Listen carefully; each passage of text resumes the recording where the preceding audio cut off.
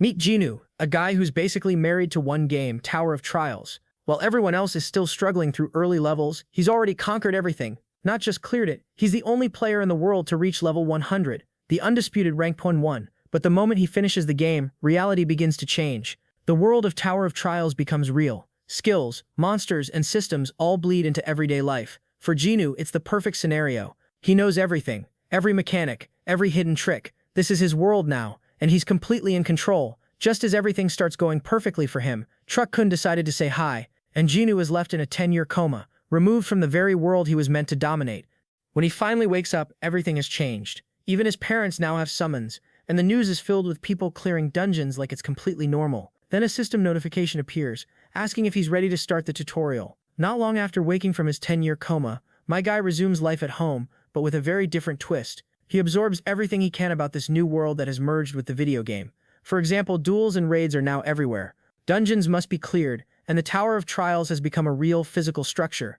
The entire concept of the digital game has fully materialized into reality. 3 years after this strange merging phenomenon, humanity has adapted and now coexists with the evolved world.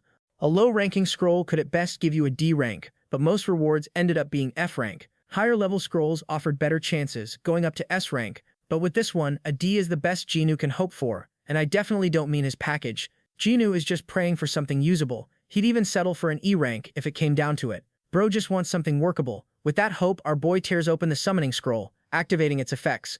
Judging by his reaction, Jinu is genuinely excited because he can't wait to see what a real summon looks like in person. Suddenly, blue lightning crashes down violently, scaring the life out of him. Jinu watches in complete shock, the torn scroll lying on the ground. The system calls out and to his surprise confirms that he has summoned an X-rank wind fairy. In other words, something far from average. Completely stunned, Jinu questions whether this is even supposed to happen. The wind fairy looks at him in surprise, then becomes amazed at her own summoning. She's thrilled, swooning over the fact that someone managed to summon her after such a long time.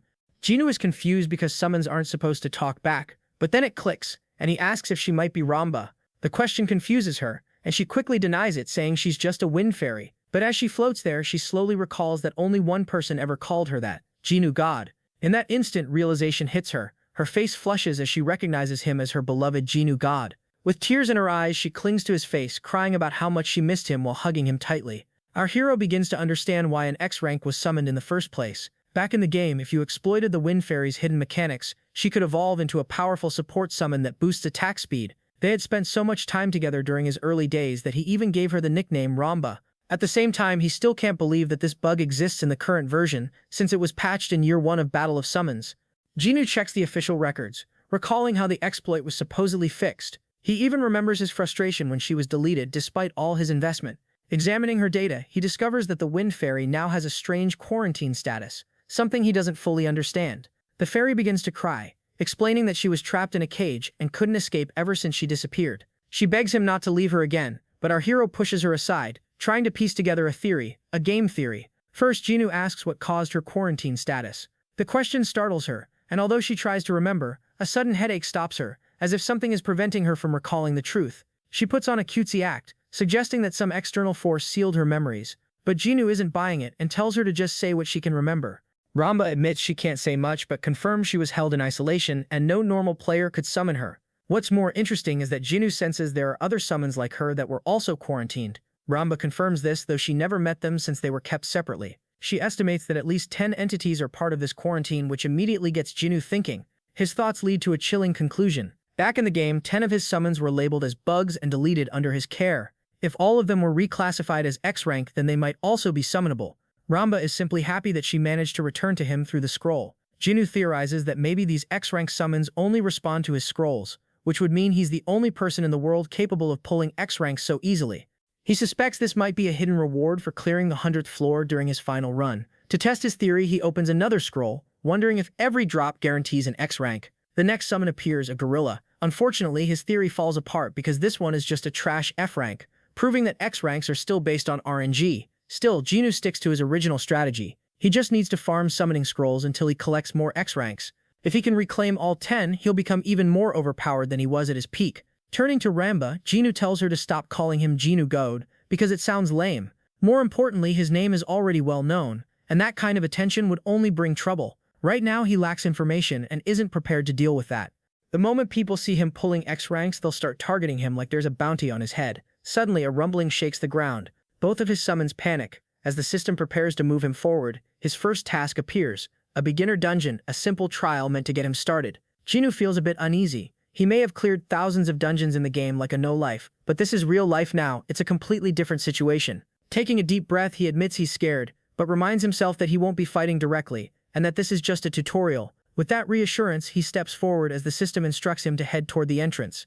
Once inside, Jinwoo is slightly taken aback. The environment is far more eerie than he expected, and the dungeon confirms his entry, signaling the start. Following the tutorial, the system explains that dungeon battles use team-based summons, with up to 5 per side. Since he currently has 2, Wind Fairy and Gorilla, the system prompts him to assign them to his slots. Jinwoo reflects that the safest strategy is always entering with 5 summons. Going in with just 2 is risky but not impossible. After all, he's fought uneven battles thousands of times before. Knowing the mechanics inside and out, Jinwoo selects yes and assigns his summons. With both monsters ready, it's time to face the enemy. A low growl immediately puts him on edge. The opponent is a gray wolf and the objective is simple: defeat it to escape. First, Jinwoo assesses it as an F-class monster. Then a shield forms around him, protecting him in a honeycomb-like barrier just like in the game. But in reality, the stakes are far higher. Once that shield breaks, a single hit means instant death. No respawns, no second chances. Straight to the Shadow Realm. The wolf's intimidating aura doesn't help, even if it's only F rank. Jinwoo sends in his gorilla like a rocket, but the idiot just stands there roaring instead of attacking. It's so slow that even the wolf hesitates. Embarrassed, Jinwoo quickly orders the fairy to step in. Ramba uses her skill, Wind Pressure, boosting the gorilla's attack speed.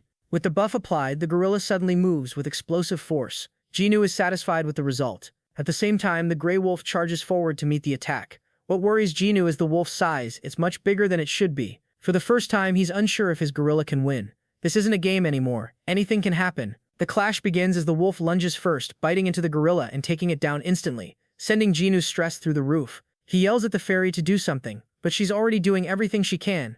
With another boost, the gorilla surges forward and lands a powerful punch straight into the wolf's throat, knocking it back several feet. One last time, Ramba pours in her energy, pushing the gorilla to its limit. Empowered, the gorilla leaps and slams down with a devastating blow, tearing into the wolf's body. It follows up with a relentless barrage of punches, making sure the monster stays down. When it finally stops, Jinwoo and the fairy watch nervously. But in the end, Gorilla Boy stands victorious, having successfully eliminated the threat.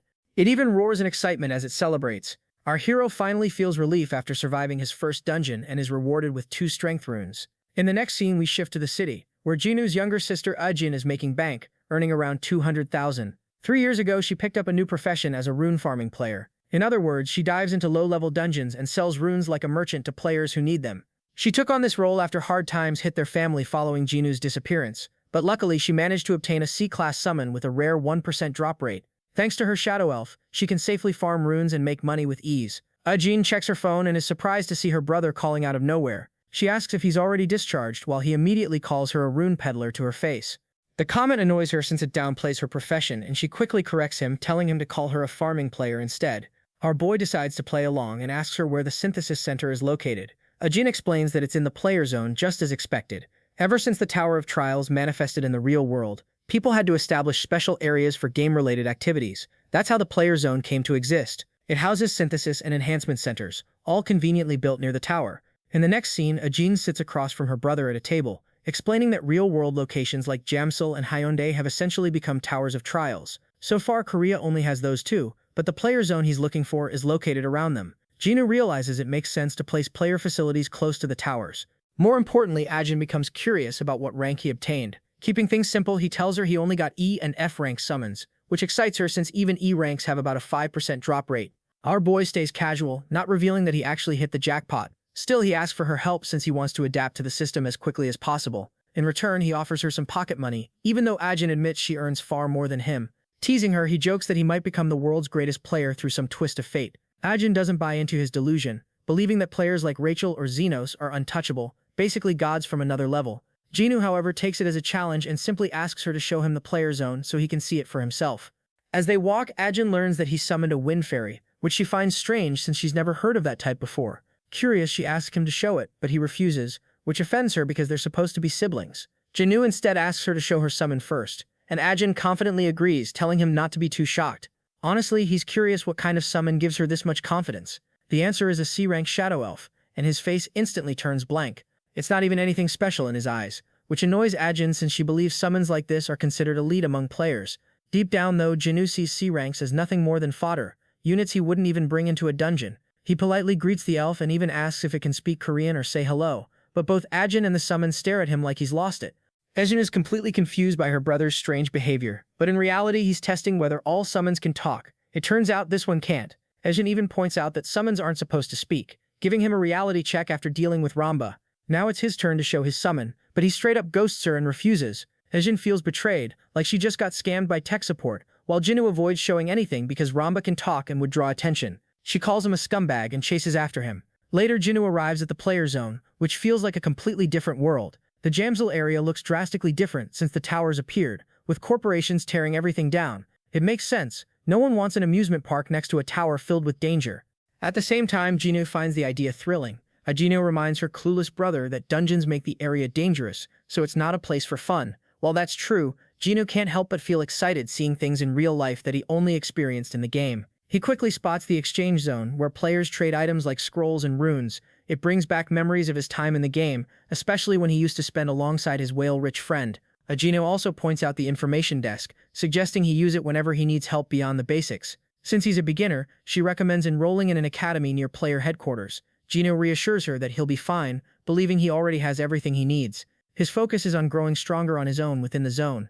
Ajin is still worried, but Jinu tells her to head home while he stays behind for a bit. She finds his behavior strange since his discharge, almost like he's a different person. Still, she convinces herself that he's just trying to work hard in his own way, and decides to keep an eye on him when needed. They say their goodbyes, and later Jinu finds a secluded area where no one will notice him. He immediately summons Ramba, who excitedly greets him at full volume. He quickly shuts her up, telling her to stay quiet. Confused, the fairy doesn't understand, but Jinu firmly instructs her never to speak out loud in the real world. He explains that their conversations would attract attention, so she's only allowed to talk inside dungeons.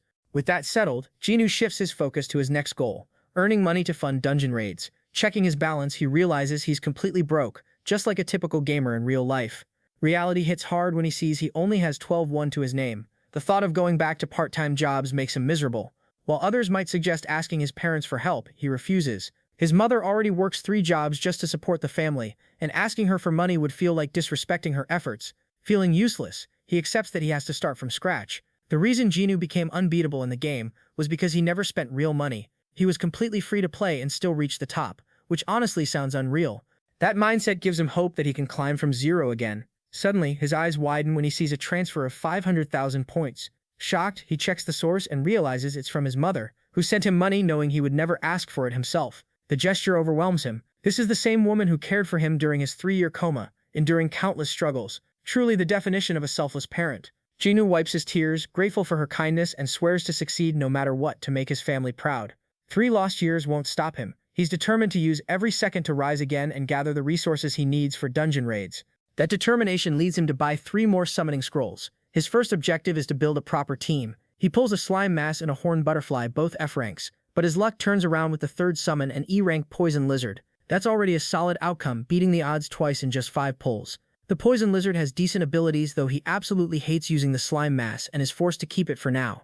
Honestly, it's got a face only a mother could love. With his team assembled, Jinu prepares to raid more dungeons and push their growth further. The system revolves around farming, hunting, and opening scrolls, and Jinu is more than ready to grind. If he can recover all of his X-rank summons, he'll have the power to crush every obstacle standing in his way. His main plan is to acquire and recollect the remaining X ranks. With the initial preparations finished, it's time for the real work. Jinu searches for a dungeon location. In the game, it was simple since he just had to tap a spot, but now he's curious about how the real system works. It surprises him to the point that he even startles himself and others. That's because he learns that having a summoned creature alone isn't enough to enter a dungeon. Gates appear all over the country regardless of location, and difficulty is measured through energy emissions for ranking. But no matter how easy a dungeon is, people can't just enter freely unless they are officially registered. Our boy sulks because he has the worst luck imaginable. The fact that he awakened after this law was implemented hits him even harder. His little fairy is currently his only comfort since she supports him. Feeling slightly better, Jinu pats her head before suddenly receiving a call from his sister. Ajin asks when he's coming home for dinner, but he tells her he'll eat on his own. He then asks about the player registration process, which she conveniently forgot to mention. Jinu already knows she didn't bring it up, but in reality, the regulation is recent.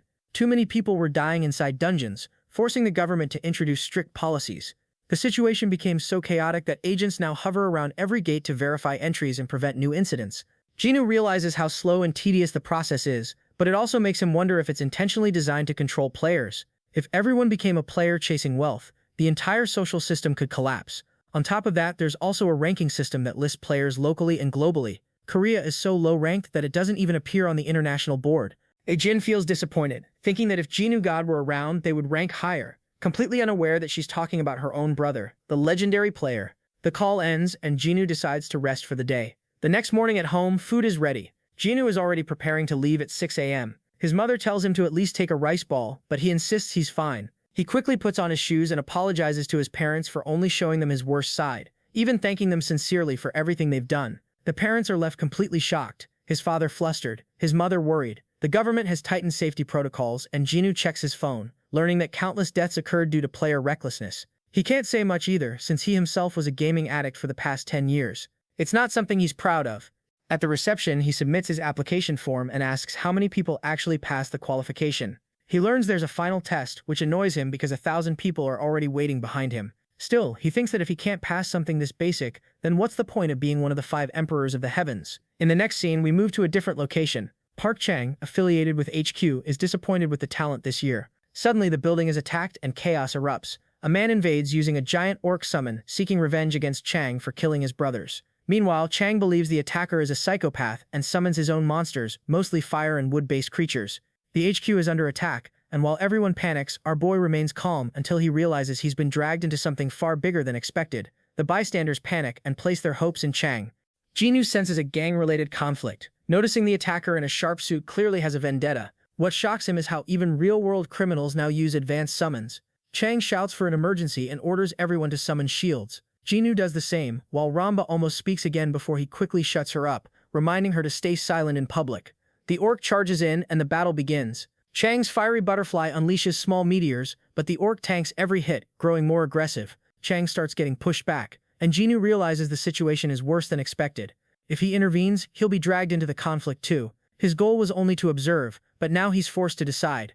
As the orc brings down its axe on one of Chang's summons, Jinwoo steps forward. Chang tells him to stay back, but Jinwoo instead analyzes the situation and points out a crucial mistake. The orc has a fire resistance buff that activates at specific timings, making fire attacks ineffective unless timed correctly. Chang observes carefully and confirms the glowing effect on the orc's body. Taking advantage of this, he adjusts his strategy. He commands his flame turtle to prepare another fire spell and fires it at the correct moment. This time, the attack lands perfectly. Chang celebrates as the weakness is finally exposed. The wood-type summon destroys the enemy's support creatures, leaving the attacker exposed.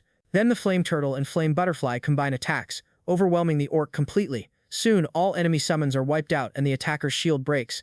Now cornered, the man attempts to surrender, bracing for the consequences, but a vine creature quickly restrains him, ignoring his pleas. Chang coldly declares that gang members are to be executed on sight. The criminal cries and begs, but it's too late. With a snap of Chang's fingers, the man is brutally killed, his body reduced to nothing. The fight ends. The crowd cheers for Chang's victory, praising him loudly, but Jinwoo is horrified. Everyone is completely unfazed that a man was just killed in front of them. That moment makes him realize the world he knew has already changed. Survival will require far more resolve than he expected. Chang approaches Jinwoo and thanks him sincerely for his earlier help, saying it allowed him to eliminate the terrorist. Grateful, he offers a reward. Using this opportunity, Jinwoo reveals that he hasn't registered at headquarters yet.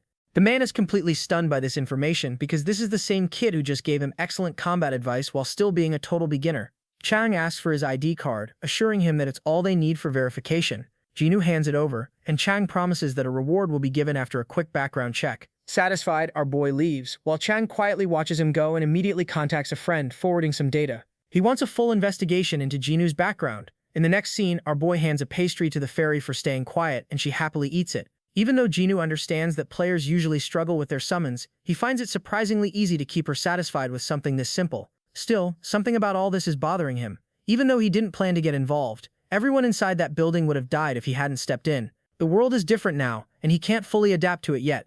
Jinwoo knows he has to keep climbing by hunting stronger targets. Summoning scrolls are essential for him, especially if he wants to recover the remaining X-rank beasts. His priority list includes the drill instructor and the explosion dragon mage. Luckily, both can still be obtained from low-rank scrolls. With that in mind, Jinwoo decides it's time to make his next move. Later, Chang's report comes in, and it completely shocks him. The new kid was hospitalized for 3 years. which explains why he was unregistered. That also lines up with the timeline when the world changed. However, what he can't understand is how quickly the kid decided to pursue registration right after being discharged. Looking over the file again, Chang has to question if what he's seeing is real. Trying to stay composed, he personally calls the examiner and replaces them, deciding to oversee the test himself. Something about Jinu's adaptability is too unusual to ignore. To Chang, this feels like watching a miracle in motion.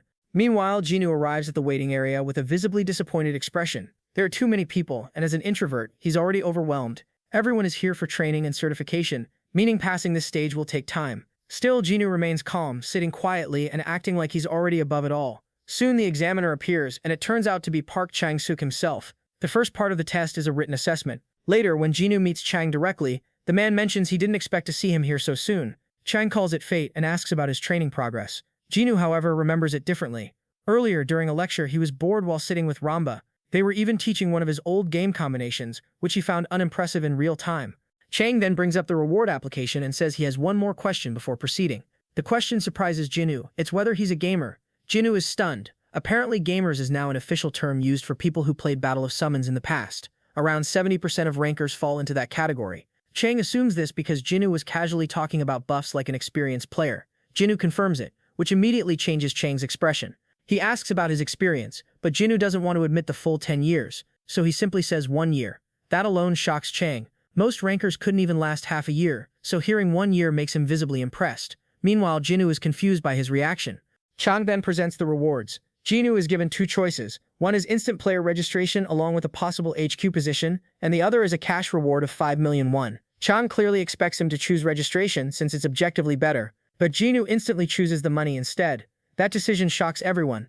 Turning down both registration and a job offer makes no sense to Chang, but Jinu doesn't care. He believes he can register on his own and has no intention of joining HQ. His priority is summons. Later in the player zone, a staff member recognizes him and explains the practical exam rules. He must clear a dungeon, specifically the Tuesday dungeon, and faster completion means a higher grade. Chang observes from afar, still stunned by the rejection. Even more surprising is Jinu's exam sheet. He wrote so much about runes and summons that the examiners were genuinely impressed. Some even believe he will become a ranker soon. With explanations finished, Jinu is allowed to enter the gate. Inside, a shield forms around him as the dungeon begins. The environment is filled with toxic slime monsters, and the objective is simple: defeat them and escape quickly. Jinu activates Ramba's buff ability, boosting his summons, especially the gorilla's attack speed.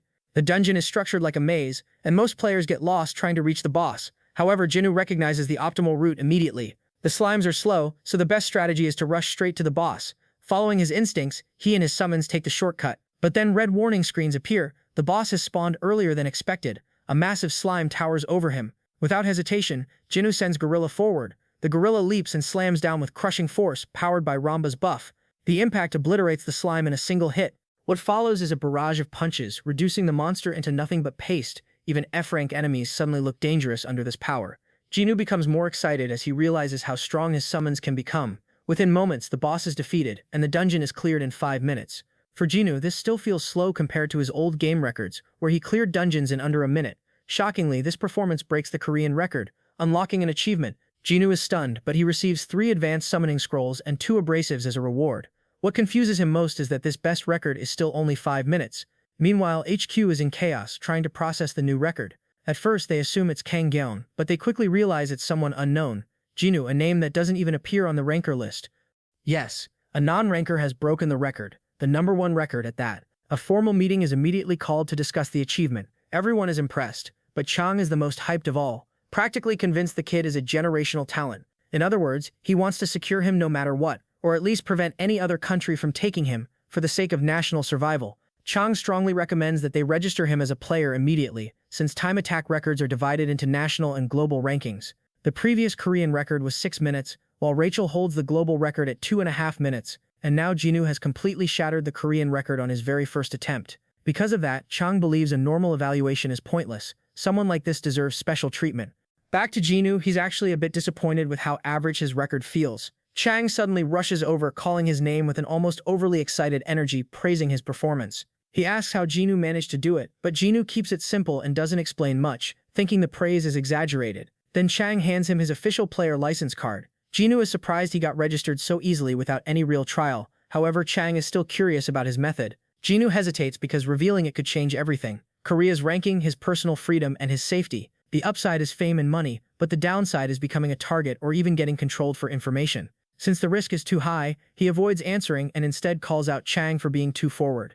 Chang takes the refusal seriously, but also understands that this kind of gamer strategy is personal. He also admits that Korea urgently needs talent like Jinu. From this interaction, Jinu realizes Chang isn't a bad guy, he actually follows through properly and listens. That makes him consider whether using the country system could actually help him grow faster if timed correctly. He then asks to move somewhere quiet. In the next scene, Chang is practically pleading with him, emphasizing how much the headquarters needs his help, especially knowing he was just in a coma for 3 years. Chang apologizes again for the background check, explaining that unregistered skilled individuals often turn out to be criminals or gang-related players. Jinu feels slightly annoyed, thinking there's no point in investigating him further anyway. Chang agrees, but also notices something unusual. Most people feel pressured when national support is mentioned, but Jinu remains completely calm as if he fully understands his own value. While casually sipping coffee, Jinu asks what exactly the country can offer him. Chang quickly responds that he can provide full cooperation, though it sounds vague. He explains that as an assemblyman, his position is tied to public elections, meaning strong results could increase his authority. In short, he's a politician looking for leverage. He then asks Jinu to support him so he can in return provide full assistance. But the offer feels underwhelming to Jinu since there's no clear personal reward. Still, he agrees under one condition, a 1-month trial period. During that time, he'll focus on his own growth and decide later if cooperation is worth continuing. If not, he'll walk away and return everything. Chang interprets this as a trial partnership. It's bold, but it's his only chance to secure Jinu. They shake hands, both sides agreeing to the temporary deal. Jinu adds another condition. He wants confirmation that news of his record won't spread across the country since he's concerned about safety. Chang initially says HQ can handle his protection, but quickly realizes even they may not be enough for someone like Jinu, especially given how easily he handled the dungeon. So he accepts the condition, though he admits total information control isn't possible. They part ways on that note. Jinu leaves satisfied and immediately checks his rewards, especially the advanced summoning scrolls. He knows record-breaking rewards are valuable, and although opening them sounds tempting, gambling isn't his priority. Selling them seems smarter. Then he remembers the player web system where all player data and trading listings exist. After installing and checking it, he's shocked each high-grade scroll is worth around 3 million won. That means he almost made 10 million won from a single dungeon run. Jinu quickly realizes his financial situation might change much faster than expected. He plans to sell the high-grade scrolls and reinvest into low-grade ones, focusing only on the summons he needs most. However, when he checks low-rank scroll prices, he's confused. They're listed at 5,000 won each despite being easy to farm.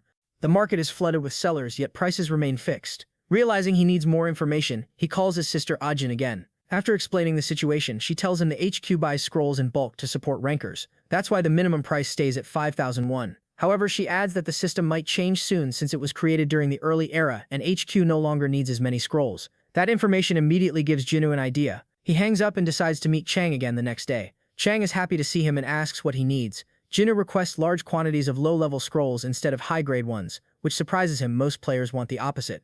Jinu asks for as many as possible, and Chang explains that HQ processes around 50,000 low-grade scrolls daily, meaning supply is not an issue. He briefly worries Jinu might be trying to resell them, but Jinu clarifies there's no point since the market is already saturated. Chang becomes even more intrigued by his thinking. Jinu isn't acting like a normal player, his strategy is completely different. Still, Chang agrees, but he has one condition of his own. All he wants in return is a single piece of information that could benefit HQ given his position and responsibilities. If he gets caught supporting him behind the scenes, public trust in him will collapse. So if Jinu can provide useful information, it has to be treated as a formal business transaction instead. In other words, our boy realizes nothing is being handed to him for free, which is fine since he doesn't want favors anyway. He agrees to the deal and starts explaining the concept of shaving seconds off achievement records. Normally, clearing a dungeon in first place grants 3 high-grade scrolls as a reward, but the same reward can be obtained again if another player breaks that record. In short, players can repeatedly beat the record by even 1 second, effectively resetting it and farming rewards over and over. This turns time attacks into a system for stacking scrolls. On top of that, it benefits the Korean Association as a whole, since stronger players improve national rankings. Chang admits they've already experimented with the idea, but most players haven't properly used it yet, so there's still room to apply it.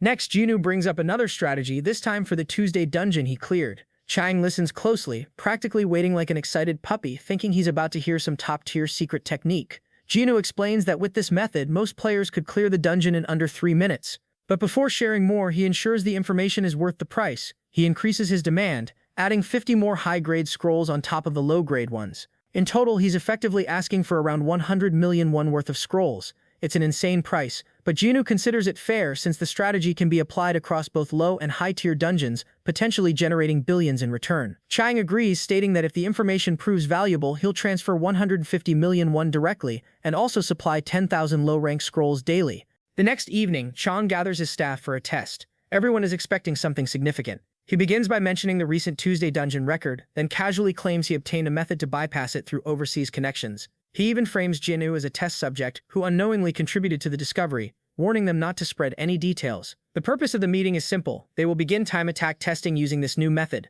The key summon involved is the Poison Lizard. The Poison Lizard is roughly human-sized, classified as a brawler-type summon, tough and durable. However, it's unpopular due to how difficult it is to raise compared to other summons. Most players overlook it, except for one crucial trait. Its diet consists mainly of slimes. That single detail makes it perfect for the Tuesday dungeon. With it, fast clears become possible. In the next scene, players proudly report 4-minute completion times, confirming the method works. The once ignored Poison Lizard is suddenly celebrated as an essential summon. A few days later, news of the record spreads across the country. Chang fully realizes Jinu is far beyond an ordinary gamer. He decides to form a dedicated support team around him, selecting 3 skilled members with different specialties. Meanwhile, Jinu stares at his bank account, completely stunned by how rich he suddenly feels. He wonders why he never earned money like this before. But what excites him most is the 10,000 summoning scrolls he now has access to. Since Chang kept his promise, Jinu prepares to hold up his end of the deal. He sets up Ramba for another attempt. Water is poured onto the ground, and the Wind Fairy begins praying to every god she can think of,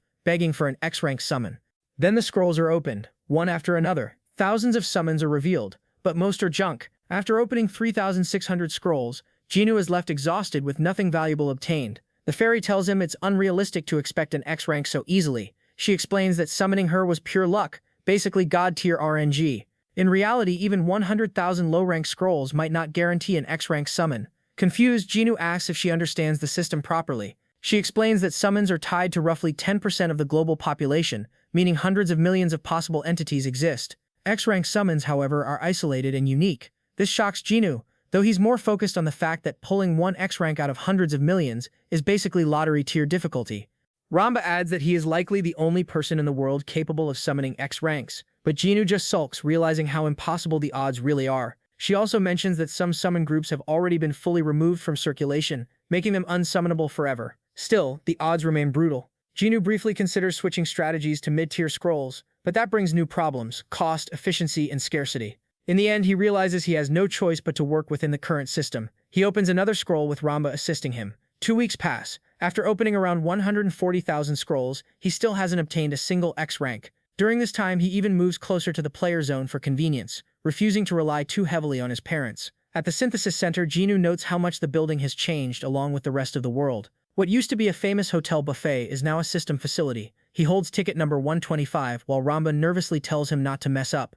Inside, he registers Ramba into the synthesis system and begins upgrading her by sacrificing multiple summons as materials. Her level increases to 21 along with improved intelligence. Ramba celebrates her growth excitedly, but Jinu remains unimpressed. This result came after 140,000 scrolls, and the maximum level is 100. At this rate, he feels like he'll die before ever reaching the peak. More days pass, and Chang checks on progress reports. His team is fully established, and his focus shifts entirely toward Jinu. He learns that Jinu continues opening scrolls non-stop every single day. Even today, he purchased more using the 150 million won, still trying to get them at lower prices whenever possible. Unfortunately, the Management Bureau is already growing suspicious and raising concerns about the supply of these scrolls. Chang still can't understand why Jinu would invest so heavily in something like this, but he's certain the kid knows something they don't. Because of that, he agrees to the ridiculous proposal of selling each scroll at half price. The suggestion shocks his subordinate, who immediately warns that it will cause major problems. But the assemblyman remains calm, believing the talent they're dealing with is destined to become a national hero. In his mind, supporting Jinu now means he will later be credited as the one who invested in him early. That's why he considers this decision worth it. He also tells Byungjin to keep everything confidential, limiting knowledge of the deal to himself, Jiao, and Tai Seo. Meanwhile, we return to Jinu, who is once again suffering through thousands of scroll openings. He's visibly drained, and even the Wind Fairy is starting to question how long this is going to continue. To ease the situation, a new figure arrives, Yu Jia, a stunning member of his new support team. She informs him she's here regarding the proposal. Jinu asks about the discount arrangement, and she carefully explains that they will be providing him a 50% discount on scroll purchases. The news leaves him completely stunned. On top of that, she mentions an additional 100 million won budget allocation as part of his operational support. For Jinwoo, it feels like everything is suddenly leveling up to another dimension of luxury. Jia reminds him not to leak any of this information, though she assumes he wouldn't anyway. She also mentions it's meant to strengthen their working relationship, something Jinwoo has no complaints about. After she leaves, Jinwoo finally feels what real support from the assemblyman looks like. It pushes him to think even more seriously about pulling an X-rank summon as soon as possible to repay that trust. Back to grinding, he continues opening thousands more scrolls. Still nothing but F-rank trash. No progress at all. At this point, he's gone too far to stop. He starts praying desperately for the explosive dragon mage. And then finally, it happens. After what feels like endless suffering, the gacha gods respond. Both Jinwoo and Ramba are left speechless as the explosive dragon mage is successfully summoned. Jinwoo is overwhelmed with emotion, even tearing up, feeling like all his frustration has finally paid off. For a moment, it feels like he's reached the end of his struggle, but he doesn't stop. There's a phenomenon known as a momentum luck, where rare summons tend to appear back to back. Trusting this, he opens another scroll, and unbelievably, it works again. The drill instructor appears. Jinwoo is completely overwhelmed, crying tears of joy. After weeks of failure, he has finally obtained the exact summons he wanted. The drill instructor is an X-grade summon specialized in training and growth acceleration. While not a combat powerhouse himself, he dramatically boosts the strength development of other summons. He immediately recognizes Jinwoo and bows, acknowledging their bond. Ramba and the drill instructor also share a strange familiarity, as if they've all been connected before. Then the explosive dragon mage appears as well, confirming her identity. Jinwoo hears her voice for the first time, and she turns out to have terrifying offensive potential, especially when paired with proper training support. With the drill instructor's guidance, her damage scaling becomes absurd. Both summons acknowledge Jinwoo as their master and show genuine respect. He calmly orders them to stay silent in public. That night, back at home, Jinwoo is completely drained. His summons are now interacting with each other freely, while the drill instructor immediately begins assessing their weaknesses. He declares that all of them are too weak and need intense training. He first instructs the explosive dragon mage to refine her mana control in preparation for unlocking higher abilities. Then he turns to Ramba, who instantly panics under his intense gaze. His training plan for her is brutal, starting with basic strength development. He gives her an absurd first task: lift and swing a frying pan 5,000 times. The fairy looks helplessly toward Jinwoo for support, but he's mentally gone at this point. Meanwhile, back at HQ, Geo reports a new issue. The director has officially stopped supplying scrolls and is demanding a full investigation into their usage. Chang is confused, wondering why the director suddenly cares about something like this. Geo suspects interference from Hisu, another assemblyman and Chang's political rival. If scroll supply stops, Jinwoo's growth will also be affected. Chang is frustrated but receives an unexpected call. Jinwoo himself, saying he no longer needs additional scrolls. Still, Chang remains wary of Hisu's interference and plans to deal with it later. Later, at Guanokon Mountain, Jinwoo prepares for his next dungeon. He wears a simple tracksuit and studies the area. In this world, there are several dungeon types: exploration dungeons for materials, Tower of Trials dungeons for high difficulty, and Chaos Dragon dungeons requiring full parties, though that last one hasn't fully manifested in reality yet. There are also rare stage dungeons, but those are uncommon. Despite recommendations to use a party, Jinwoo prefers going solo. A staff member checks his license, confirms his registration, and lets him proceed. Inside, Jinwoo is immediately met with chaos. A full-scale battle is underway. Humans versus monsters. This is a subjugation-type dungeon already in progress. Soldiers are barely holding the line as waves of orcs push forward. For a moment, it feels familiar to him, just like a game. But now that everything is real, he can feel every bit of the intense pressure in the air. What stands before him is no longer a simulation, but a full-scale war where soldiers desperately shout for healers to keep them alive. The boy decides to stay calm and quickly summons his units to deal with the orcs. He tells Ramba to boost the drill instructor's attack speed and orders the explosive dragon mage to provide cover, using her fire spells. At the same time, he commands the D-ranked Mini Kong to charge straight toward the orc boss, completely ignoring the chaos in between. His focus is entirely on the boss because of the simple structure of the orc subjugation dungeon. As long as the giant orc at the back is taken down, victory is guaranteed and the battle will end. Meanwhile, with Ramba's buff in effect, the drill instructor goes completely wild, cutting down orcs one after another as if they were mere insects. Watching this, Jinwoo begins to wonder if this overwhelming strength comes from being an X-rank. A small smile forms on his face as it becomes clear the battle might end before he even gets the chance to properly warm up. Even the soldiers who were struggling just moments ago are left stunned, seeing powerful allies appear out of nowhere and completely shift the tide of the fight. Mini Kong leaps straight into the orcs while the Golden Fairy continues healing without pause. Ramba, on the other hand, seems to be enjoying herself, provoking the monsters and making them throw their weapons at her. Seeing this, the boy immediately scolds her for messing around. Meanwhile, the explosive dragon mage unleashes her signature fire spell, burning every orc that comes into contact with her flames. Before long, through their teamwork, the boss finally falls, and a notification appears, confirming that the dungeon has been successfully cleared. All the summons celebrate their small victory as the system rewards them with experience points, allowing them to level up. On top of that, Jinnu hits the jackpot by receiving an intermediate summoning scroll, along with 500,000 won. These rewards push him to start looking for new dungeons right away, since he not only leveled up his summons but also earned easy cash in the process. He begins planning to make it big overnight, and finally stop being a broke loser. Meanwhile, back at headquarters, Assemblyman Chang is being scolded by Jia for making such a reckless bet. Apparently, he let his anger get the better of him and is now facing the consequences. During his earlier meeting with Hisu and the director, things escalated into an argument that nearly turned into a full-blown fight. The director tried to step in and stop the clash between Assemblyman Hisu and Chang. Hisu insisted he was only giving advice, but Chang clearly had no interest in hearing something that sounded more like an insult than help. Hisu then mocks him, calling him a loser since none of his talents have ever made it to the national team. That comment pushes Park Chang over the edge, and the argument quickly intensifies. Unfortunately for him, his rival actually has the skills to back up his words. Even so, Park refuses to let Hisu look down on him like that. Sensing that Park is about to lose control, Hisu proposes a bet to see whose talent can reach a higher rank, and Park immediately agrees without thinking it through. Hisu then raises the stakes, adding that the loser must publicly admit the other is better and resign from their position. To make sure neither of them backs out, he adds a penalty of 1 billion won. Instead of reconsidering, Park quickly agrees and even suggests drafting a proper contract for the bet. As the story shifts back, Jia questions him, asking if he made such a reckless decision just because of Jinyu. She admits the boy is a genius, but reminds him that, at the end of the day, he is still just a gamer who might fall short compared to registered rankers. The man, however, remains unfazed, stating that he fully believes in Jinyu and is confident the boy will bring massive returns if supported properly. Just then, an assistant rushes into the room and loudly announces that he has identified the person responsible for solo clearing D-rank dungeons. It turns out to be none other than Jinyu. Hearing this, the assemblyman is left speechless, his mouth hanging open.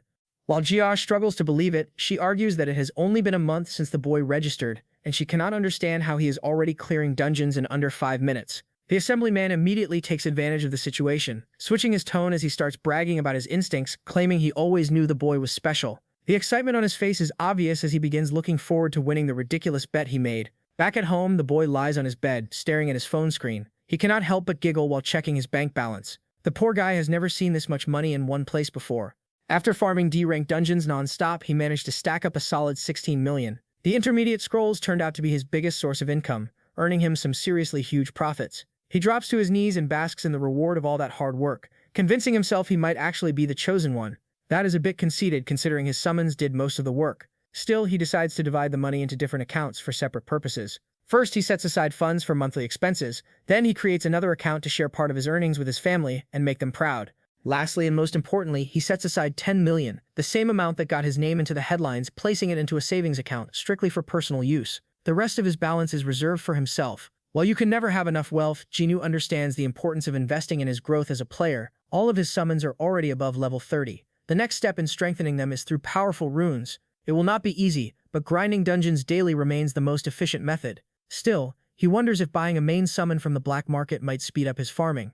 Suddenly, his jaw drops when he sees how expensive C-rank summons are. A weak-looking Thunderbat still costs an eye-watering 20 million. That is not even the worst part. B-rank summons start in the hundreds of millions, and as for A or S rank, none are available at all. He sighs, realizing that B-rank summons are incredibly rare. Even so, it does not discourage him much. He always knew the day would come when he would need outside assistance. Back at the assemblyman's office, the man's calm and composed demeanor completely shatters when he hears some thrilling news. Another request has arrived from the star player, Jinyu. The moment he hears the name, he practically starts fangirling like a kid on sugar. He eagerly asks what the request is about, seriously frightening the poor staff member delivering the message. The assistant simply shows him the list, which contains every summon Jinyu wants to purchase. The total climbs past 1 billion won as if it were pocket change. The assemblyman's eyes nearly pop out of their sockets at the audacity. He lets out a dry laugh, wondering if the boy truly believes such an amount can be arranged overnight. However, his sarcasm fades when his subordinate adds one crucial detail. Jinyu has promised to reveal secret information about timed attacks in daily dungeons. That immediately grabs his full attention. He confirms whether the player truly means information for every single day of the week. It sounds far too generous, almost suspicious. Still, he chooses to trust Jinyu, and decides to bring the proposal to the director. A few hours later, he returns to the office, slamming his fist on the desk and looking like he might flip it at any moment. His team can already tell the meeting did not go well. The director rejected the proposal outright, even though it could have pushed their company to the top of the industry. Watching him fume, Jibber quietly thinks she wishes every manager had that much passion. When his subordinate asks what happened, the assemblyman explains that the director wants solid proof of Jinwoo clearing dungeons first. Their demand feels ridiculous since the player needs money to buy summons that will help him clear those dungeons. Jibber agrees that missing this opportunity would be a huge mistake. Seizing the moment, she calmly suggests that selling priceless dungeon intel for only $1 billion might actually be undervaluing it. Her lips curl into a confident smile as she offers a simple solution. She can cover the payment herself. Hearing this, Assemblyman Park recalls that Jia is not just an employee with bold opinions. She is the heir to the Daesung family group, someone who received the finest education and has collected achievements throughout her life. Unlike the rest of her family, however, she has always been more interested in players and dungeons than corporate affairs. And right now, the player who fascinates her the most is Jinwoo, the rookie who went from nobody to clearing dungeons as if it were a side hobby. Now that he is offering an exclusive deal, this feels like the perfect opportunity to recruit him into her own agency before anyone else can. The assemblyman's current position comes with countless restrictions, but this arrangement would give him full freedom over future profits. No need to beg for approval. Still, he hesitates and asks if she is truly comfortable betting such a massive sum on a player with an uncertain future. The high-class lady responds with a cheeky smile, asking if he even knows her current bank balance. She assures him money will not be an issue. All she needs is a single meeting with the player. After that, she is confident she will have him firmly in her grasp. Later that evening, she sits alone by the window of a fine dining restaurant. That is when her awaited client finally arrives. Looking sharp in a perfectly tailored two-piece suit, Jinwoo feels slightly surprised at how quickly the assemblyman agreed to the arrangement. From his perspective, all he did was request a formal meeting in exchange for a bit of secret information. It is his first time in such a luxurious place, one that makes even five-star hotels seem underwhelming. The line of waiters welcoming him at the entrance almost makes him feel like a true boss. Just then, a graceful voice calls out to him, leaving him completely speechless. He is stunned to finally meet the woman he has only ever seen on his phone. The Daesung company heiress truly has everything one could ask for. She is intelligent, beautiful, and backed by a powerful family. Honestly, name a trait and she probably has it.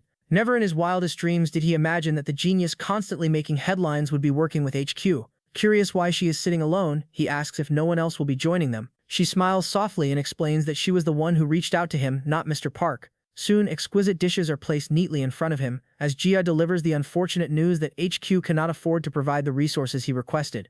Mr. Park did everything he could to persuade his higher-ups, but he was met with rejection after rejection. The boy remains completely calm, saying it is a shame they cannot help. He casually adds that he is confident he can climb to number 1 even without their support. However, she surprises him with a new proposal, sliding a drink toward him. She reveals that she plans to establish a management firm built specifically for him and him alone. He nearly chokes trying to process the generosity of the offer. In his eyes, it is an incredible deal. Owning a company would mean zero restrictions, driven purely by profit, which just happens to be his specialty. Still, that is not even his main motivation. This is also a golden opportunity to strike a deal with someone capable of buying his secret information at the highest price.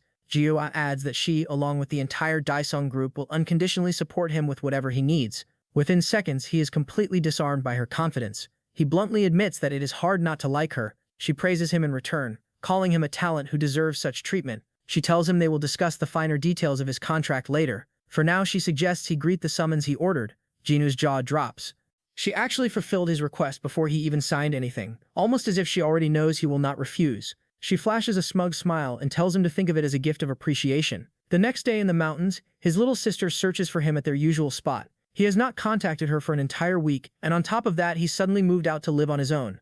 She is clearly annoyed when a gorgeous woman walks past her, leaving her speechless. She does a double take, feeling like she has seen that face somewhere on social media. Her brain struggles for a moment before it finally clicks. It is the national icon Jia, who seems to be looking for the same person. Nearby, the boy is breaking a sweat from intense morning drills. His summons look even worse, practically collapsing from exhaustion. Just then, they notice someone approaching.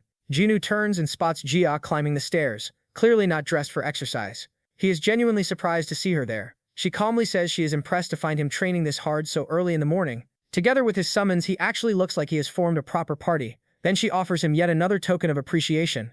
A screen suddenly appears before him, stating that Jia wishes to initiate a trade. A warning message pops up, advising him to carefully review the trade terms before accepting.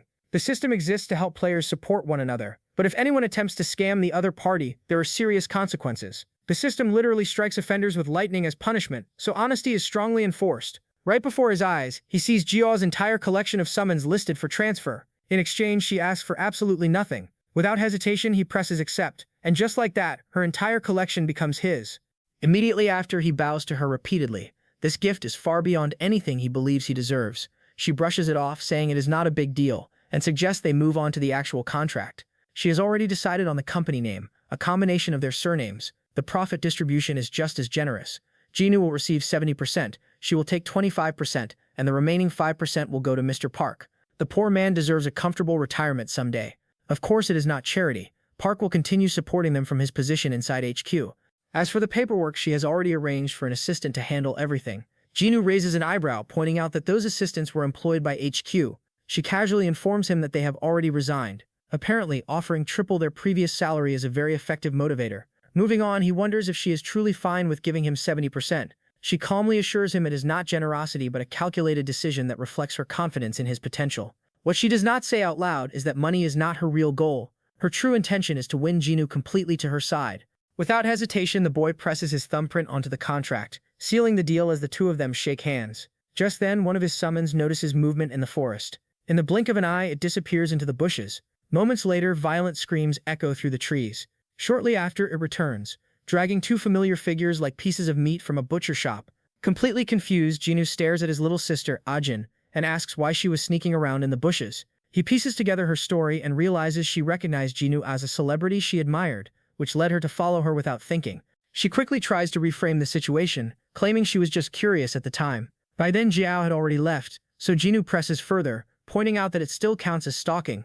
He asks if she decided to watch them from a distance after seeing him with Jiao. His sister falls silent after being exposed. After a brief pause, she finally admits the truth without resistance. Right after that, she jumps toward him and demands to know how he even knows Jiao and how he managed to meet someone like her. Jinwoo explains that his contract includes a clause requiring him to introduce his family to Miss Jiao. He adds that she had planned to meet them formally anyway. His sister immediately begins to swoon at the thought of meeting her idol with the family. Before he can continue, she cuts him off again, pressing for more details. He begins explaining that he used to be a well-known gamer who once held the record for clearing low-rank dungeons faster than anyone else. Because of that, he frequently visited headquarters and eventually met Jia by chance. She asks if it is the same game he used to play on his phone all the time. Jinwoo panics at the risk of exposing his identity as Jinwoo God.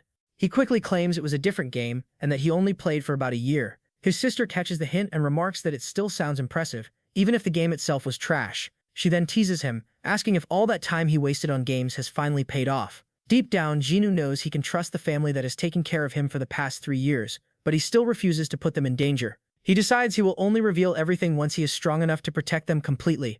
Ajin points out that he kept this information from her all this time, but Jinwoo replies that he always intended to tell her eventually. He asked her to keep it a secret for now until he personally explains everything to their parents. She struggles to believe what she just heard, but Jinwoo insists he has his reasons for staying silent. Eventually, she agrees despite her doubts. In the background, Ramba can no longer handle the weight of the dragon mage and finally collapses under the strain. At the same time, the drill instructor corners her shadow elf, making it visibly anxious. Jinwoo quickly tells Ajin to pair the shadow elf with a shadow wolf, explaining that without the wolf, its efficiency drops to less than 10% of its full potential. She is surprised to hear that, especially since the summon is completely new to her. Jinwoo explains that it makes sense because the summon belongs to the B-rank tier. Curious, she wonders how she could possibly obtain a B-rank summon and immediately searches the online catalog for answers. In the next moment, her expression falls into despair as she shows him the price, asking how he expects her to afford something that costs 500 million. She sarcastically remarks that at this rate she might be able to buy it in 20 years. However, her brother calmly replies that he can get it for her within a month without much trouble. She bursts into laughter at the claim and mocks him for trying to act cool just because he has recently gained some recognition as a gamer. She tells him to forget about it and insists that she will save up little by little until she can afford it on her own someday. He simply smiles, stands up, and tells her not to cry when he actually makes it happen, which only leaves her more confused. She begins to feel that her brother has changed into a completely different person lately, while her frightened elf quietly snuggles into her lap for comfort. About a week later, outside one of the weekday dungeons, Jinwoo meets up with the company team as planned. They hand him a set of new gear which confuses him at first since he did not expect anything like that. Jisa explains that for the Ubox company, information is their most valuable asset above everything else. She tells him that they sell high-definition recordings of dungeon runs at premium prices, and the special gear exists to capture everything during the process. She continues by explaining that the equipment records the surroundings in full 3-dimensional detail while remaining lightweight enough to wear comfortably. As soon as he puts it on, the assistant activates the system, and it begins recording everything around him like a set of prying eyes. Jinwoo feels slightly embarrassed, saying this might be the most awkward situation he has ever experienced. He adds that he has never attempted a Monday dungeon before, so the run might not look very clean. Jinwoo reassures him that they will simply edit the best parts together afterward. He thanks her and casually asks if it would be fine for him to break the national record the moment he enters the dungeon. This completely startles her, and she stares at him in disbelief before giving a hesitant approval. She wonders if he is joking and tells him to stay relaxed and perform naturally based on his instincts as a gamer instead. After entering the dungeon, he recalls that the current Korean record sits at around 7 minutes. He immediately concludes that surpassing it will be easy. He remembers that this dungeon uniquely drops attack-related runes, making clear time directly tied to ranking performance. Just like in other games, attack runes play a crucial role in the boss system, and without them, progression becomes nearly impossible. In addition, the dungeon operates as a defense-type scenario where surviving for 30 minutes guarantees a clear. However, completion time still matters, so if he manages to defeat the final boss, known as the Lich, the dungeon ends instantly. Because of that, eliminating the boss has become the primary strategy for top players aiming for fast clears. He checks his equipment and opens his interface, which displays options to organize 3 different teams for battle. Jinwoo has already prepared everything in advance, so he quickly loads a preset configuration without wasting any time. For his first team, he summons the training instructor, the combat aide, and Mini Kong, while for the second team, he selects the Priest of Radiance along with the Golden Fairy. His status screen updates, showing that the Horde of the Lich has begun its approach and that he must hold out for 30 minutes under pressure. The timer starts immediately, and Mini Kong charges forward in a frenzy, tearing through the incoming skeletons without restraint. Jinwoo signals his summons to push forward and carve a path toward victory. As the Horde advances, he orders them to move toward higher ground without delay. The training instructor Hung looks surprised at first but follows the command, realizing that everything is being recorded. Jinwoo estimates that it will take at least 2 minutes to reach the higher position, and during that time, he trusts Mini Kong and Hung to handle the incoming enemies. Once they arrive, he instructs his combat aide to take position and prepare for the next phase. He recalls that in the game, the combat aide has long range and exceptional accuracy, making it useful in specific situations. However, in reality, its damage output is extremely low, to the point where it cannot even defeat a standard monster after hours of continuous attacks. Even so, in this low-rank Monday dungeon, the aide becomes the perfect summon because the Lich has relatively low health overall. He tells the aide to hold fire for now, and then orders Radiance to cast a blessing over the battlefield. He explains that this blessing removes the Lich's dark shield, which normally grants immunity against long-range attacks. Once the shield disappears, he commands the combat aide to begin firing immediately. While Mini Kong and Hung maintain control of the advancing horde, Radiance and Murmury provide support from above. The aide fires its shot, and as expected, the damage appears underwhelming compared to the other summons. However, the key detail is that the Lich's health steadily decreases with each precise hit. After several successful shots, the Lich begins to weaken, and Jinwoo notes that with normal runes, this process would have taken far too long. That is why most players avoid bringing the combat aide into this dungeon. At that moment, a skeleton slips past Kong and rushes toward Jinwoo, but Hung intercepts it instantly and eliminates it without hesitation. Jinwoo then points out that he holds a major advantage because he can combine runes with Hung's abilities to unlock the combat aide's full potential. With that enhancement, even a top-tier Lich can fall from a single decisive strike. The next shot fires, and the Lich suddenly falters as its condition worsens rapidly before collapsing backward. The system screen updates, confirming that the boss has been defeated, and the dungeon has been cleared in 4 minutes and 12 seconds. The entire squad exhales in relief, as the results screen reveals that they have broken Korea's all-time record and unlocked a special achievement. Meanwhile, Jiao wonders if he truly intended to attempt a time attack on his very first run, feeling that it might have been too ambitious. She quietly notes that it has only been a week since he obtained his summons, and they would have supported him regardless, even if he failed. The assistant grows anxious and asks if she really believes that Jinwoo can break every record without exception. He continues, saying that while breaking the Tuesday record is impressive, they never discussed how he plans to clear the remaining dungeons ahead. He points out that Jinwoo is not the first player in Korea with a year of experience, and questions whether he has been completely honest from the start. Jinwoo cuts him off and asks if he is worried about the situation, which immediately softens his expression. She looks back at him and tells him not to stress about the investment, since she used her personal funds anyway. She adds that even in the worst-case scenario, she will ensure their careers remain secure without any damage. On top of that, she reassures them that their salaries will remain unchanged, which causes both of them to tear up in relief. Jael reflects quietly, reminding herself that she has more than enough resources to handle any outcome that may come from this decision. At the same time, she cannot shake the feeling that Jael is hiding something far greater beneath the surface. The confidence he displayed before entering the dungeon made it clear that the challenge meant almost nothing to him from the very beginning. Just then, news arrives confirming that the record has officially been broken, sending shockwaves through everyone involved.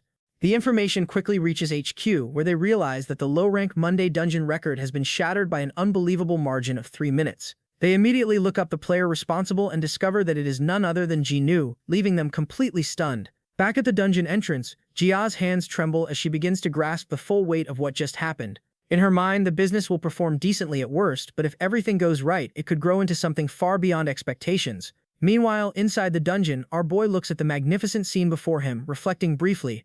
As he stares at the portal, he remembers that there is something else he needs to do first. He switches off the recording device and summons the system panel, telling himself that it is finally time for some intense grinding. In the game, after clearing a weekday dungeon, players unlock a feature known as Auto Battle. As the name suggests, as long as your summons handle the grinding, you can continue collecting rewards effortlessly. Returning to the present, he sends the drill instructor back into his inventory and summons Ramba instead, placing her in charge of the grinding session. This surprises her, but Jinu explains that he is not using Hung because he wants him to train the others. He teasingly asks if she would prefer to train as well, which makes her freeze instantly. The poor fairy is thrown into a flashback of her brutal training under the ruthless instructor, who pushed her beyond her limits. Remembering that traumatic experience, she nearly breaks into tears and begs him to let her focus on grinding instead. With that settled, he forms a plan to clear all the weekday dungeons first, and then maximize profits using the auto battle system. This approach has an added benefit, as the summons will continue leveling up while grinding, making the process extremely efficient. With everything decided, he takes his leave while the Wind Fairy happily waves him off, relieved that she has escaped further torture. As soon as he steps through the portal, he is greeted by an unexpected sight. His team members have rolled out a red carpet, treating him like a celebrity. Trying not to overthink it, he hands over the equipment and asks Jia if that will be all. She assures him that they will do everything possible to keep his identity from leaking. To her surprise, Jinu says that he no longer cares about that. Instead, he looks her directly in the eye and asks her to prioritize protecting his family. He points out that Korea's gangs are both powerful and dangerous, but if their focus remains solely on him, they can provide better protection. Jinu pauses for a few seconds before agreeing, promising to use all her resources to ensure their safety. Sometime later, our hero returns to his first dungeon and uses his spotted lizard summon to set yet another record, this time finishing in nearly 3 minutes. Although he makes the run look presentable on screen, his actual skill level is already good enough to compete on the world stage. By using speed runes on the lizard along with buffs from the Wind Falcon, breaking the record becomes effortless. After finishing, Jinyu turns off the recording and returns to the real world. The following day, he enters the Wednesday dungeon, which takes place in a frozen wasteland. This dungeon is known for its unique mechanic, a movement debuff that slows players down to a crawl, making progress extremely difficult. Shivering from the cold, he summons his Frost Cat, Wind Falcon, Titanium Golem, Horn Fairy, and the explosive Dragon Mage. Together, their cold resistance abilities make the environment manageable. As Jinu surveys the battlefield, he spots massive white gorillas charging toward them. He immediately orders the Titanium Golem to move forward and activate its shield while the Wind Falcon provides a speed boost. The entire team rides atop the golem like a moving fortress, pushing forward at full speed despite the harsh terrain. As they advance, Jinu struggles to keep himself from getting sick, having underestimated how rough the ride would be. The snow gorillas launch powerful snowball attacks, but the golem absorbs everything without difficulty.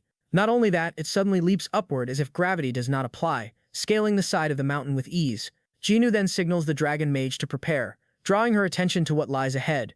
As soon as they reach the ledge, a system warning appears, indicating that the dungeon boss is nearby. The gorilla boss Promax unleashes a deafening roar, but Jinu remains unfazed and immediately issues commands to the Horn Fairy. She flies ahead and uses her ability to destroy the boss's protective shield. Without wasting a second, he signals the Dragon Mage, who unleashes a devastating flame attack that engulfs the boss entirely. Within moments, the dungeon is cleared in under 5 minutes. Jinu celebrates briefly after setting another record, only to suddenly double over and vomit due to motion sickness from the intense ride. From that point on, headlines begin to flood the media, reporting on a mysterious no-ranker who is breaking national records across Korea. People soon realize that this is the same player who cleared the Tuesday dungeon, causing his popularity to skyrocket. Gossip spreads rapidly as he becomes the center of attention. Back at HQ, the director grows increasingly irritated as he reviews the headlines. His secretary informs him that this is the same player Assemblyman Park had mentioned earlier, the one tied to the rejected deal. The agreement was that Jinu would provide valuable information in exchange for low-rank summons, but Assemblyman Hisu opposed it, insisting that funds should not be released without proof. The director closes his eyes, realizing that the information had been legitimate all along. Taking a deep breath, he admits that while Hisu had a valid concern, results are what truly matter in politics. If they had supported Jinu from the start, their influence would have skyrocketed by now. Frustrated, he shifts the blame onto Hisu, claiming he squandered a once-in-a-lifetime opportunity. Without hesitation, the director orders his secretary to contact Jinu directly. Now that it is clear he is not a fraud, they must bring him back at any cost. Meanwhile, the system mechanics become clearer. Monday and Wednesday dungeons reward runes, while Tuesday dungeons provide abrasives. Thursday dungeons, on the other hand, grant skill books. Although they do not offer overpowered abilities or skills beyond what the drill instructor can unlock, they still provide valuable enhancements for players. Because of this, Jinwoo does not bother with Sunday dungeons, as they offer the same rewards but with significantly higher difficulty. That is why the group chooses to rest on Sundays instead. In Thursday dungeons, players are immediately thrown into a boss fight upon entry. In this case, the Dirt Golem boss has incredibly high defense. Most players rely on White Wolves to reduce its defenses, but Jinwoo takes a different approach. Instead of relying on strategy alone, he overwhelms it with brute force and raw damage. Before starting, he switches off the recording device, knowing that this kind of run would not appeal to viewers. After all, most players do not have access to X-grade summons capable of replicating his strategy. To them, it would feel less like guidance and more like watching someone play with unfair advantages. Our boy makes up his mind to guide others by telling them to lower the boss's defenses using White Wolves before unleashing extreme damage dealers. Climbing onto his titanium golem, he recalls that the Dirt Golem's weak point is its head, which is why he uses his own golem to even the odds. As his summons prepare for battle, he commands them to focus all attacks on the head, a strategy that would make even Thor proud. The two giants clash in a brutal fistfight, while the drill instructor unleashes an ancient refined technique to carve through the Dirt Golem with precision. At the same time, the Dragon Mage rises high into the sky and summons her devastating Fire Dragon spell once again, reducing the Dirt Golem to nothing more than a lifeless shell. Moments later, the system announces that the dungeon has been cleared in just over 5 minutes. Watching the drill instructor, Jinwoo realizes just how broken his abilities truly are, and that there was probably a reason they were restricted before. Even so, he has no intention of abusing that power, knowing that with a properly trained Dragon Mage, he could already clear even the highest grade dungeons almost instantly. He starts doing the math in his head, estimating that including entry time, a full clear might take around 10 seconds. Waving at the drill instructor, he calls out that there is still time to squeeze in one more dungeon. Later, as he returns to the real world, two men in business suits approach him and ask if he is Jinwoo. They hand him a business card and introduce themselves as representatives from headquarters. He accepts the card half-heartedly and asks what they want from him this time. The black-haired man forces a polite smile and explains that they reviewed the proposal he submitted earlier, saying that the deal might actually be possible. However, before he can continue, Jinwoo raises his hand and cuts him off. With a calm smile, he tells them not to bother anymore. Both men are caught off guard by the sudden rejection. Jinwoo simply smiles, thinking back to how trusting and generous GA has been compared to the strict and greedy nature of headquarters. He explains that he is already affiliated with a company, and if they wish to discuss anything further, they should contact GA through his agency. With that, he walks away, leaving the two men completely confused. The brown-haired man guesses that it might be the same GA from the Daesung group, while the other decides it is best to return and investigate further. Deep down, however, he cannot shake the feeling that they have just missed out on a massive opportunity. Meanwhile, our hero stands atop a large rooftop, scanning the surroundings and deciding that the location will do. Shifting into preparation mode, he recalls that the Friday dungeon is completely different from the others. Instead of relying on summons to fight, it requires the summoner to physically traverse the area and clear it. That is why he has chosen to begin training ahead of time. Jinwoo summons a Sky Wyvern, a massive blue dragon-like creature, and peers over the edge, feeling a wave of fear despite having a protective shield in place. He calls out to his wyvern, asking if it is ready, then climbs on as they take off into the sky. At first, he keeps his eyes tightly shut out of fear, but he slowly opens them and realizes that the experience is far more enjoyable than he expected. Gaining confidence, he urges the wyvern to fly faster. Sometime later, he arrives at an unmarked island off the coast and summons the Dragon Mage along with the drill instructor. The instructor immediately praises his speed, but Jinwoo brushes it off as nothing special. The Dragon Mage then mentions how difficult it was when they first learned to ride wyverns, reminding him that they once trained with both wyverns and dolphins. When she praises him again, Jinwoo blushes slightly and thanks her, which leaves the drill instructor looking oddly dejected. Turning his gaze toward the ocean, Jinwoo declares that it is time to practice riding dolphins as well. He hypes them up, saying that learning from experienced riders like them will be the fastest way to improve. A few days later, the Friday dungeon finally opens. This dungeon is unique because it can reward top-tier runes. At the start, Jinwoo summons his Wind Falcon and orders it to grant him a speed boost. Taking his position, he waits for the countdown. The moment it begins, he bursts forward, skillfully dodging the incoming projectiles. Moving at incredible speed, he dashes past obstacles and decides to take a hidden route. Instead of crossing the water normally, he leaps into the ocean and summons his Sky Dolphin. Grabbing onto its fin, he takes a deep breath and dives beneath the surface, avoiding all the obstacles above. After reaching the other side, the dolphin launches into the air, and Jinwoo immediately summons his wyvern. Appearing right beneath him, it allows him to land smoothly on its back before soaring into the sky. From there, he flies over the remaining obstacles with ease, bypassing the entire course in a way that makes the designed path seem irrelevant. The rest of the run becomes effortless as he glides straight toward the finish line. Moments later, the system announces that the dungeon has been cleared. Jinwoo celebrates as he realizes he has completed it in just over 2 minutes, completely shattering the South Korean record. As a result, he receives a special reward for his performance. Flashing a confident peace sign, he rides off into the sky with his wyvern, marking yet another overwhelming victory. After clearing the Friday dungeon, it was noted that the Saturday dungeon had also appeared as black smoke rose from the dense forest. Jinnu controlled his summoned beast, directing it to retreat from the blazing flames behind them, while the large bird flew away from the forest.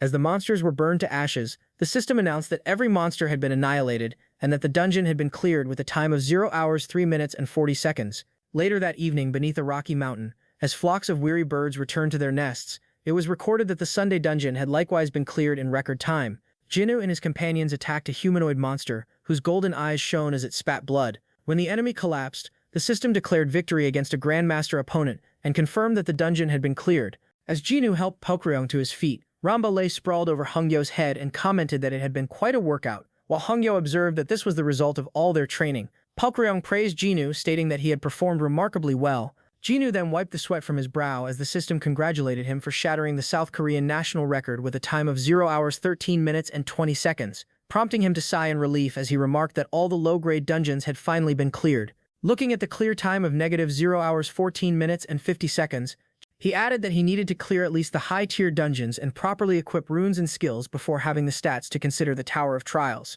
Recalling the image of himself standing before the towering structure, he reflected further on this goal. In the present, as Ramba gestured animatedly with Hongyo and Pokryong, Jinnu wondered whether 2 years would be enough. While the three continued their noisy banter, he calculated inwardly, glanced at his inventory, and considered the high-grade summoning scrolls he possessed, questioning what he should do with all the clear rewards.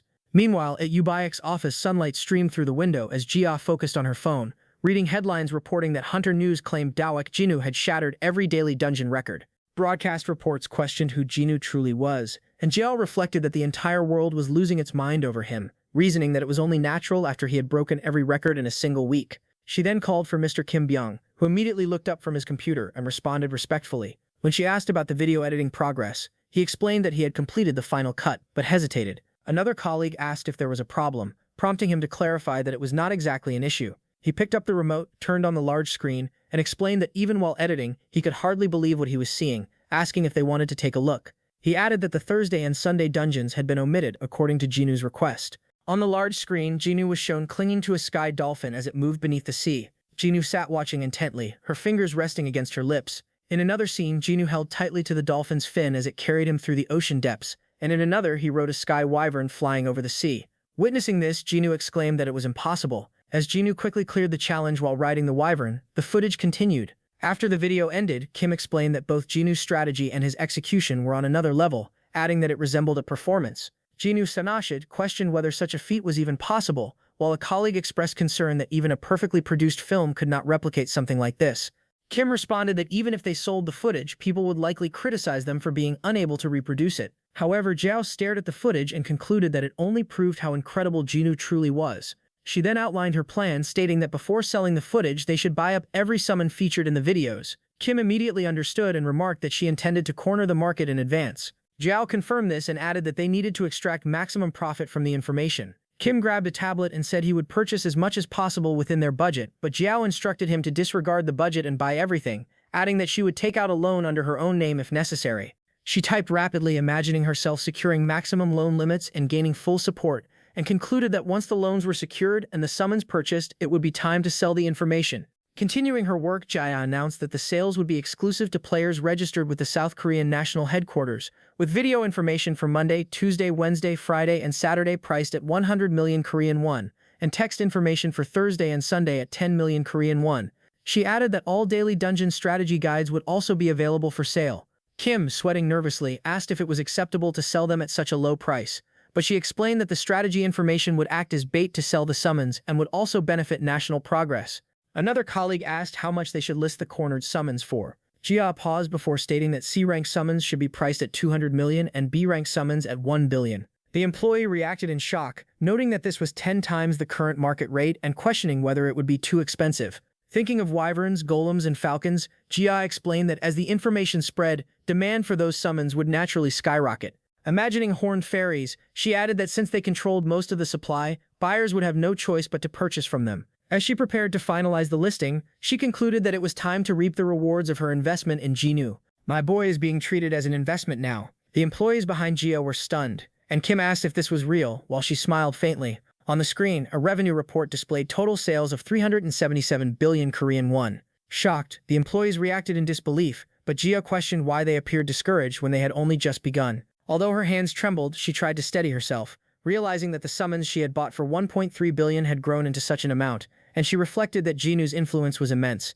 After calming herself, she declared that the business model had been proven, and that it was time to begin the real investment. The two employees remained stunned, one searching for his glasses while the other asked what she meant. Turning to them, she suggested that they should first buy a building, while they muttered that it was all because of Jinu. Meanwhile, Jinu sat on a park bench checking his phone. Seeing his account balance of 54,357,762 Korean won, he smiled in satisfaction, thinking that he had earned 54 million Korean won in a single week by selling high-grade scrolls. Beside him, Ramba remarked that the money could buy countless cream buns.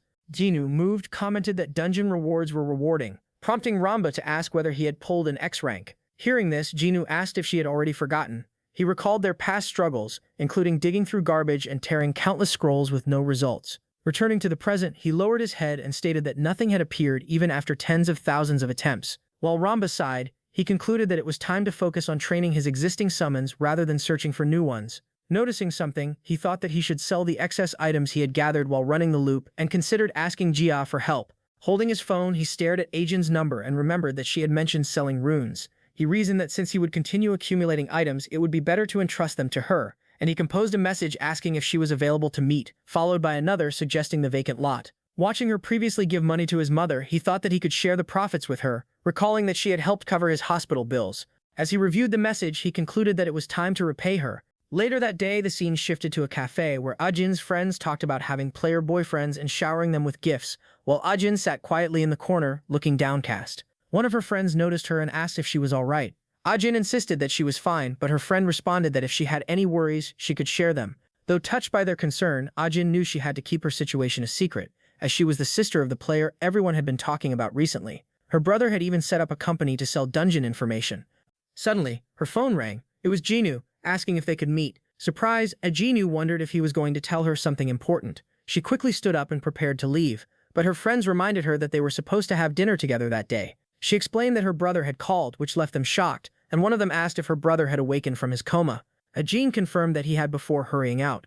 After she left, her friends began wondering if Ajin's brother was handsome. The scene then shifted to what Jinu referred to as a training ground, where his summons were engaged in intense combat as if everything depended on it.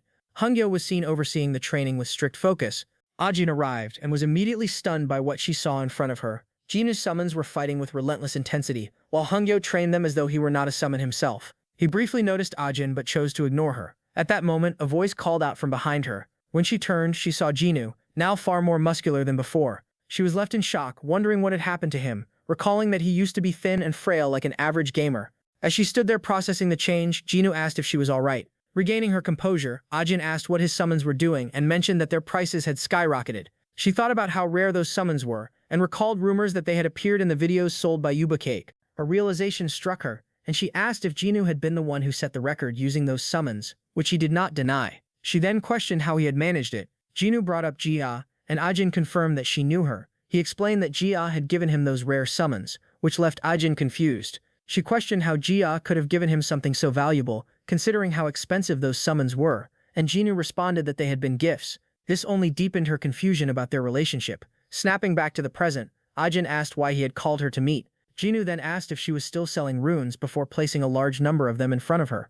Shocked, Ajin asked how he had obtained so many runes. Jinu explained that he had acquired them by clearing dungeons. As she examined them, Ajin quickly realized that they were valuable and could be sold for a high price. Jinu noticed her familiarity with them and remarked that she seemed very knowledgeable. He then stated that he wanted her to sell all the runes for him. Ajin thought about it and felt confident that she could handle the task. She had always shown a strong business mindset even when they were younger. She then asked about his commission, thinking that she needed to consider her own future as well. Jinu asked how much she wanted, and Ajin replied that 8 to 10% was the usual rate. However, Jinu disagreed and proposed a 20% commission instead, offering her a far greater profit. Ajina was left stunned by his generosity. She became extremely happy, even thinking that her brother was incredibly kind. Jinu added that he would provide her with even more runes later, and that she needed to be ready to stay busy. Ajin was overwhelmed, realizing that selling all those items with such a high commission felt like an incredible opportunity. She was deeply moved by her brother's kindness, tears forming in her eyes, as she began to believe that becoming a professional merchant was now within her reach.